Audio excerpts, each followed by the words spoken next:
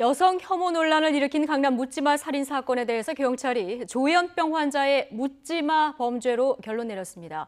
직접적인 원인이 조현병이라는 건데 이 조현병 환자 관리는 문제가 없는지 자세한 이야기 박상윤 변호사와 함께 나눠보겠습니다.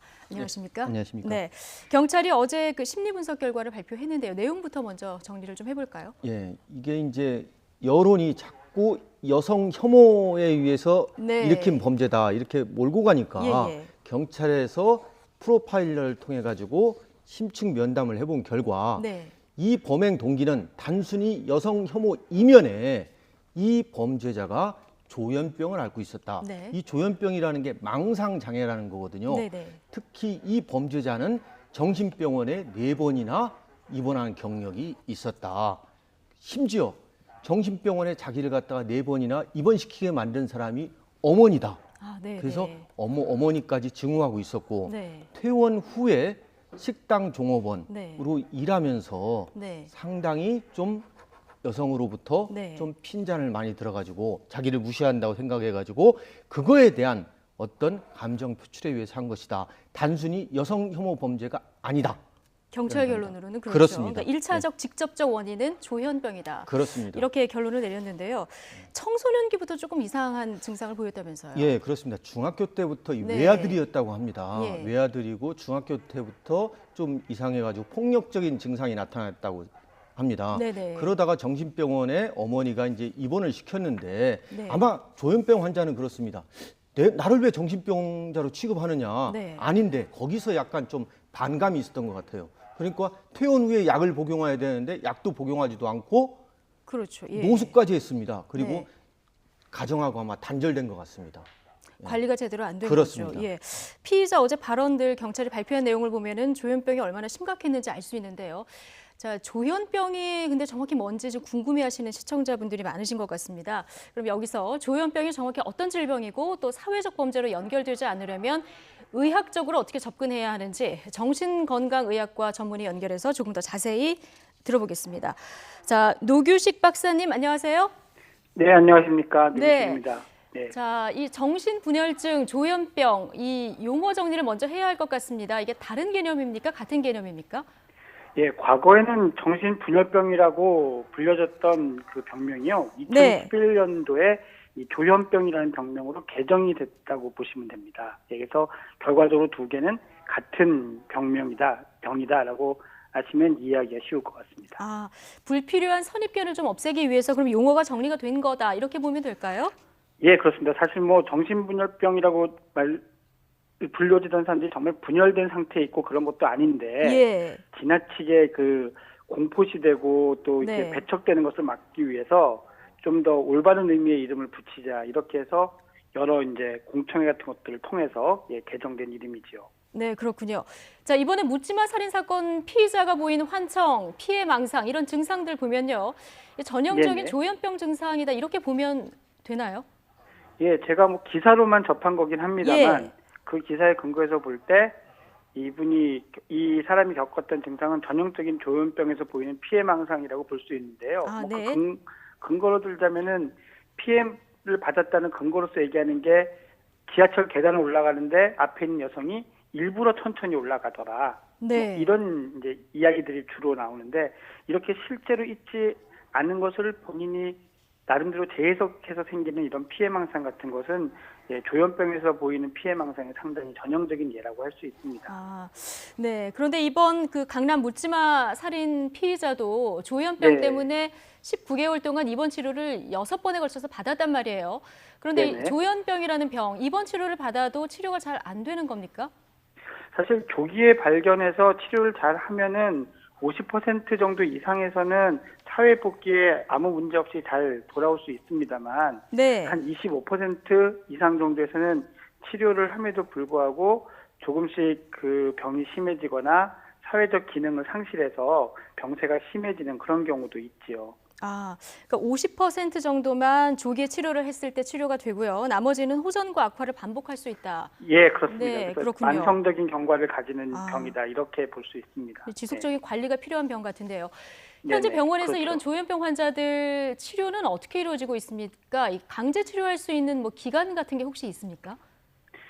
그 입원을 하게 되는 경우에 이제 본인이 자발적인 입원을 많이 권유를 하고 있습니다. 네. 하지만 경우에 따라서는 그러지 못하는 경우에는 여러 가지 법에 정한 그 조항에 맞춰서 이제 강제 입원을 하게 되죠. 네. 강제 입원의 조항도 여러 차례 이제 개정이 되고 보완이 되고 있는데요. 네. 그렇게 하고 나서 현재까지는 6개월이 지속이 되면은 그 심사를 통해서 계속 입원 여부를 심사하고 본인이 퇴원을 희망하거나 보호자가 퇴원을 희망하는 경우에는 원칙적으로는 즉시 퇴원하게 되어 있습니다. 아, 그럼 현재는 낫지 않아도 6개월이면은 강제로 이제 나가야 된다는 말씀이신 거죠?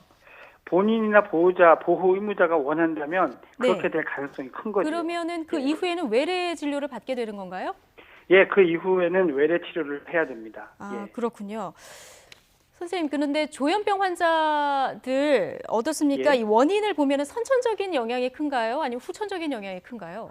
뭐 거기에 대해서 많은 연구들이 진행돼 왔습니다만 네. 현재까지 정신의학계나 뇌과학계에서 보는 것은 선천적인 영향이 더 크지 않나. 그래서 네. 조기에 발견해서 빨리 치료할수록 이 병에 의한 피해를 줄일 수 있다라는 생각으로 그런 쪽으로 많이 접근을 하고 있습니다. 아, 그렇군요. 그러면 어렸을 때부터 조금 이런 증상이 조금 보인다. 그러면 일찍 치료하는 게 가장 사회적 범죄를 막는 어떻게 보면 가장 중요한 본인의 단초가 된다고 볼 수 있겠네요. 이 조현병이라는 것이 예. 본인의 사회적 기능도 많이 상실하거든요. 그래서 네. 직장을 가지기도 어렵고 대인관계를 유지하기도 어려운데 만일 빨리 발견이 돼서 빨리 치료할 수 있다면 이러한 개인적 피해도 줄일 수 있고요. 네. 또 이번과 같은 가슴 아픈 일이 일어나는 일도 훨씬 많이 줄일 수 있을 거라고 생각합니다. 그렇군요.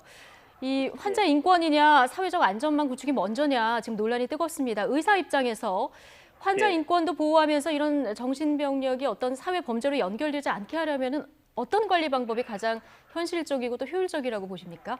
사실 이것을 제도만으로 풀어서는 저는 한계가 있다고 생각을 네. 하고요. 일선에 있는 치료진과 또 이런 그 환자들의 보호자분들, 환자들, 그 다음에 이 행정 당국들이 운용의 묘를 잘 살려야 된다고 생각을 하고요. 그 다음에 무엇보다도 사실 사회에서의 그 관심이 중요한데요. 네. 결국 정신 질환자들을 병원에 두어서 치료하겠다라는 거는 실패했다는 건 전 세계적으로 입증이 돼 있거든요. 결국은 병원에서 자꾸 나오게 해야 되고 사회에서 어울려 살아야 되는데 이게 한번 정신과 치료를 갔다 왔다 아니면 입원했다는 것만으로 사회에서 사실 아직까지도 큰 낙인이 되고 불이익을 받을까 봐 숨고 이런 게 현실이거든요. 그래서 네네. 우리가 이 사람들이 사회에서 소외되지 않고 계속 치료를 받을 수 있게 하려면 어떤 지원을 해야 될까, 어떤 걸 같이 힘을 모아야 될까, 이런 것들에 대한 고민이 앞으로는 좀 체계적으로 이루어져야 될 네. 것 같다고 생각을 합니다. 네, 사회 전체가 함께 풀어야 될 문제들이 좀 많은 것 같습니다. 정신과 예. 전문의 류규식 박사였습니다. 고맙습니다. 네. 네. 네, 변호사님. 예. 그 조현병 진료 인원이 꾸준히 증가하는 추세라고 하거든요. 네. 그 범죄와 관련성도 많이 있나요? 그렇습니다. 2010년도에 네. 9만 4천 명이었는데 네. 2014년도에 10만 4천 명으로 환자 늘어났습니다. 수가요. 예, 네네. 이건 국민건강보험관리공단에서 치료를 받은 사람입니다. 네. 그러니까 치료를 받지 않은 사람. 아, 병원에 아까 가지 않은 사람. 그렇습니다. 아까 조현병, 네. 조현병이 있는데 치료를 받지 않는 사람까지 합치면은 상당히 많을 것으로 생각하는데요. 약 한 50만 명에 추산한다고 하는데 범죄와의 상관관계는 조현병이 있다고 그래가지고 무조건 범죄자 취급하는 것은 안 된다고 생각합니다. 예. 다만 그렇죠. 예. 예, 조현병이 어떤 범죄의 원인은 될 수가 있다고 생각합니다. 네. 그래서 대검에서도 뭐라고 했냐면은 강력 범죄자 중에 조현병이 차지하는 비율은 10분의 1에 불과하다 이런 네. 얘기를 했습니다. 네. 예. 자, 어제 그런데 이제 경찰이 발표한 내용에 따르면 앞서 말씀해 주셨듯이 그 조현병에 의한 묵지마 범죄다 이렇게 결론을 내리지 않았습니까? 그런데 이제 2014년부터 피의자 진술을 보면은 그 피해망상 대상이 이제 불특정 다수였다가 여성으로 오는 그런 진술들이 있었단 말이에요. 그러니까 네. 이 사람이 정신과 치료를 거부하고 약을 네. 안 먹고 그 다음에 생활하는 걸 보십시오. 예. 노숙을 했습니다. 네. 그 다음에 뭐 그 교회 다니면서 네. 사람을 접촉하고 네. 또 범행이 이루어지기 전날에는 네. 식당에 있었는데 식당에서 주방 보조 서빙에서 주방 보조 역할로 전락이 됐습니다. 그 원인에는 뭘 작용하냐면요, 다 여성이 자기를 무시했다는 네. 그게 작용한다는 그런 얘기입니다. 그러니까 예. 이거를 꼭 묻지마 범죄라고 하기보다는 조현병을 앓고 있었지만 이 조현병을 갖다가 원인을 촉발하게 된 것은 이 사람이 생활하면서 어떤 접하게 된 사람들이 여성이었고 여성들이 네. 자기를 무시해가지고 네. 어떤 범행을 촉발하게 되었다. 이렇게 네.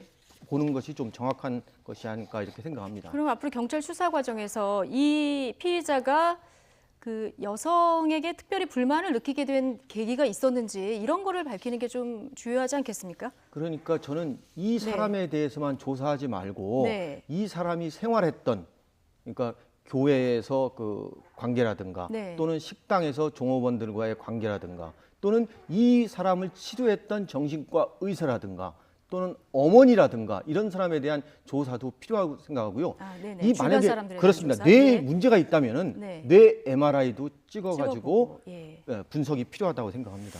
알겠습니다. 자, 지난 주말에는 네. 이제 강남역에서 추모 행렬이 이어졌습니다. 뭐 전국으로 확산이 되기도 했었는데요. 자, 이런 추모 분위기 좀 이례적인 일 아닙니까?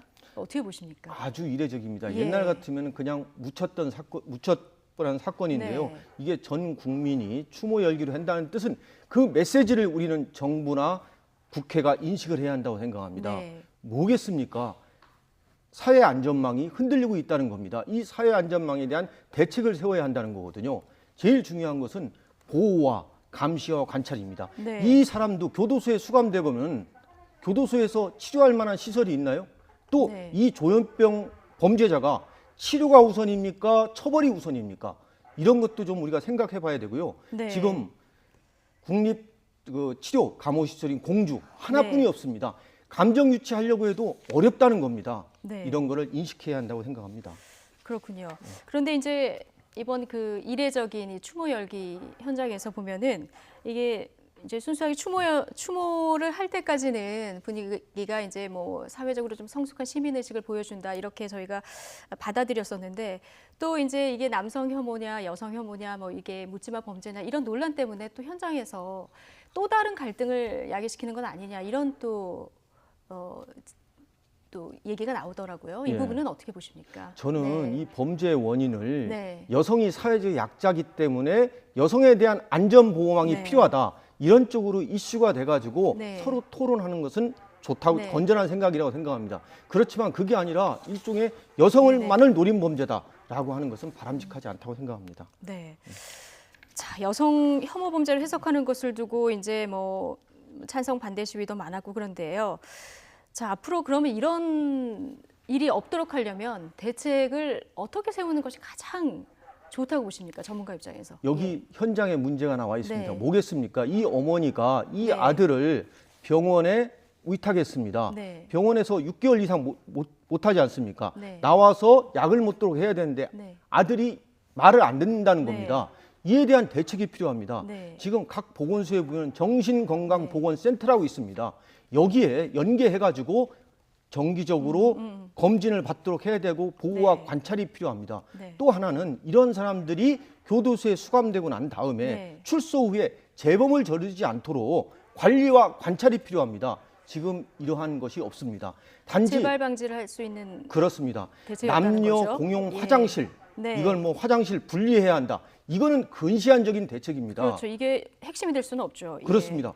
항상 범죄 예방 대책에는 보호와 감시와 관찰 이 세 가지 관점에서 해야 되는데 우리나라의 가장 큰 문제점이 뭐냐면은 재범을 낮추기 위해서 감시와 관찰이 없다는 얘기가 있습니다. 네. 이게 가장 큰 문제점이라고 생각합니다. 네, 조현병 환자들이 본인이 이제 내가 이 병을 앓고 있다는 것을 잘 인식하지 못하기 때문에 주변의 어떤 관리나 도움 이런 것들이 더 필요하다는 아까 의사 선생님 얘기도 있었는데요.